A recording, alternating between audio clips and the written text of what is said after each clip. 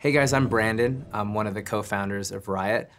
And today I'm gonna talk a little bit about world building. Some of you guys have had some questions about kind of how we think about our world building at Riot, and I just want to walk you through that process and also how world building has evolved over the years. So League was always the priority in the early days, like the game itself, the moment-to-moment gameplay loop, the characters, what they felt like in the context of the game. And the game was going to be multiplayer only, so we wanted to make sure that the champion pool and the IP could facilitate as diverse a cast of characters as possible that could all bring unique fantasies to the experience. The challenge with having such a diverse cast of characters is that ultimately, to imagine them in the same world, it becomes hard. And we made the very conscious decision that we'd rather have a world that can accommodate unique and diverse and offbeat characters than have a world that was like super consistent and thematically constrained, which would have been easier for storytelling, but I think would have hurt the game. I mean, I think there was a moment where we started to just not be in love with our own storytelling.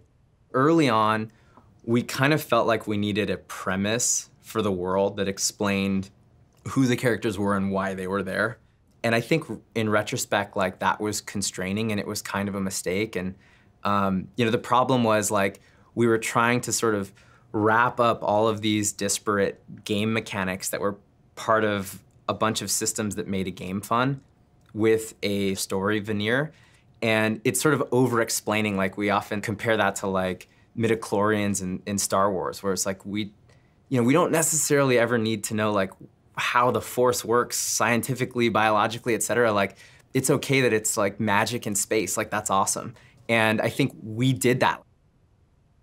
As much as League has excelled across things like esports, or you may love the frenetic moment-to-moment gameplay of everyday League of Legends, like we want narrative that comes out of League to really touch people in the same way.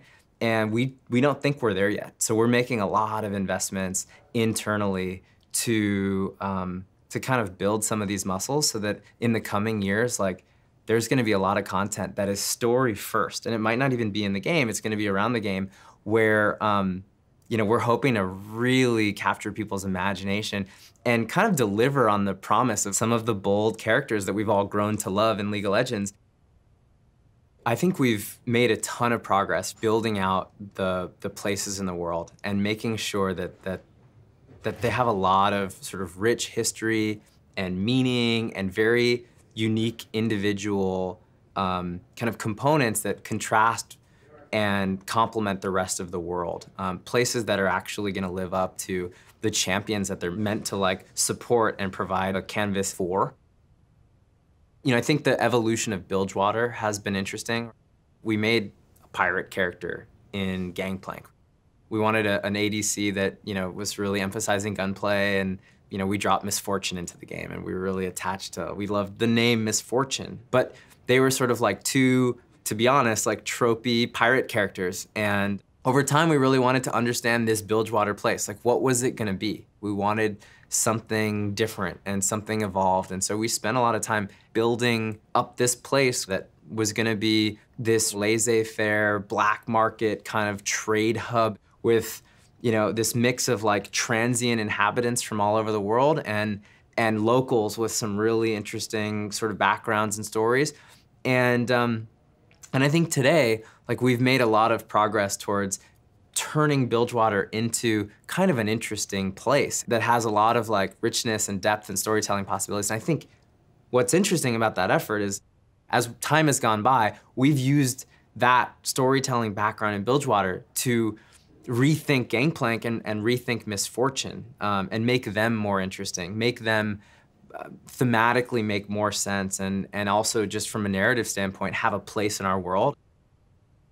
I think we need to now start to surface a lot of the work that's been done, to define the various places in the world and to really build out our characters. And so, we need to be developing kind of story-first pieces, comic books, some sort of short cinematic narrative-oriented pieces, some novellas, maybe even some full-length novels that can now share the world with all of you guys, and where you guys can kind of weigh in on like what's resonating and what do you love and what do you want next. And you know, some of you guys like will occasionally react to like a CG trailer that we do and be like, okay, Riot, like, well, this is cool. Where's the movie, right? You know, the reality is like, well, we're not ready for that yet. Like, if we're gonna do it, we want to do it really well. We don't want to be like, so many other video game movies that have really often struggled to sort of live up to the high hopes that we all have. It's tough, and so we take those challenges seriously. We take the world and the IP and our commitment to you guys really seriously. And what that means is like we're taking our time. We want to build up to a universe that all of you guys are really proud of and really excited about, and where, there's tons of freaking awesome stories that we all know and that we all love. Well, thanks for making it this far, and hopefully you found that interesting. And again, if you guys have further questions or further thoughts, please post them in the comments. Thanks.